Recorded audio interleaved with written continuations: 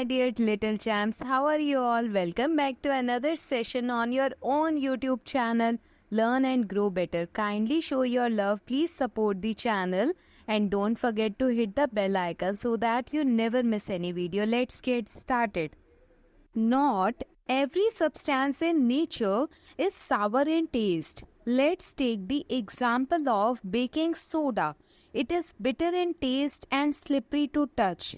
It feels as if we are touching soap.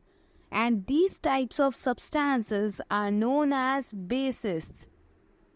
So students, as you already know, हम कर रहे थे science class 7th chapter 5 acid bases and salts. और आज का topic as you already know, अभी मैंने आपको बताया कि जो बेकिंग सोडा होता है वो बिटर इन टेस्ट होता है। तो सारे सब्सटेंसेस खट्टे नहीं होते, काफ़ी सारे सब्सटेंसेस जो हैं कड़वे भी होते हैं। तो आज की टॉपिक के थ्रू हम ये समझेंगे कि बेसिस एक्चुअल में होते क्या हैं, कहाँ से ऑब्टेन होते हैं, कहाँ कहाँ प्रेजेंट होते हैं।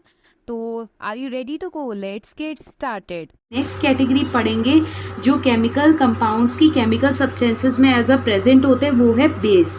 तो बेस जो होता है, बेस का पहले एग्जांपल देखते हैं। बेकिंग सोडा, बेकिंग सोडा जो होता है, अभी हमने देखा बेकिंग सोडा के बारे में। बेकिंग सोडा जनरली बेकिंग वगैरह के लिए यूज होता है। तो बेकिंग सोडा जो होता है उसका थोड़ा बिटर टेस्ट होता है। बिटर मीन्स कड़वा टेस्ट होता है। और अगर हम स्लाइटली रब करेंगे इसका सॉल्यूशन, तो क्या होगा, हमारे फिंगर्स जो हैं वो स्लिपरी नेचर में आ जाएंगी। इट मीन्स बेसिस का अगर हम टेस्ट की बात करें तो वो बिटर टेस्ट होता है। और it feels soapy to touch. The substance which are bitter in taste, वो सब्सटेंसेस जो कड़वे होते हैं, and feel soapy to touch. और अगर उनका सॉल्यूशन बना दें, उन पर्टिकुलर सब्सटेंसेस का सॉल्यूशन मीन्स वाटर के साथ मिक्स करें, तो वो सोपी टू टच होंगे, तो आर नोन एज बेसिस। और इसका एक मेन एग्जांपल है सोप।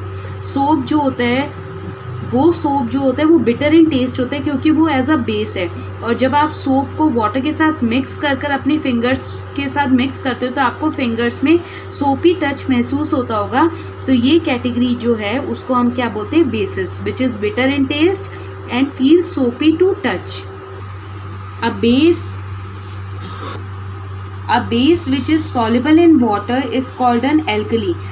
बेस जब वाटर के साथ सॉल्युबल फॉर्म में हो जाते हैं, मतलब मिक्स हो जाएंगे, तो उन बेस को हम क्या बोलते हैं, एल्कली बोलते हैं। तो ध्यान रखना है। तो सारे बेस जो हैं वो वाटर के साथ सॉल्युबल नहीं होते, वाटर में मिक्स नहीं होते।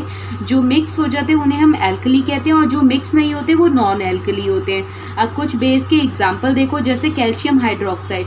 कैल्शियम हाइड्रोक्साइड प्रेजेंट होता है लाइम वाटर में।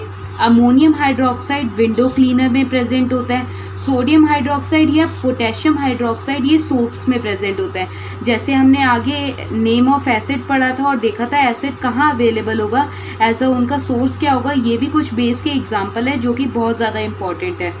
तो base are also sometime corrosive in nature. Base भी जो है वो करोजिव इन नेचर होते हैं and can cause burns. It is advisable to handle them with care. तो एडवाइस है कि हमें हमेशा एसिड हो या बेस हो, उसे विद केयर हैंडल करना चाहिए क्योंकि they are corrosive in nature. Till then, take care. Thanks for watching and please subscribe the channel. Don't forget to hit the bell icon.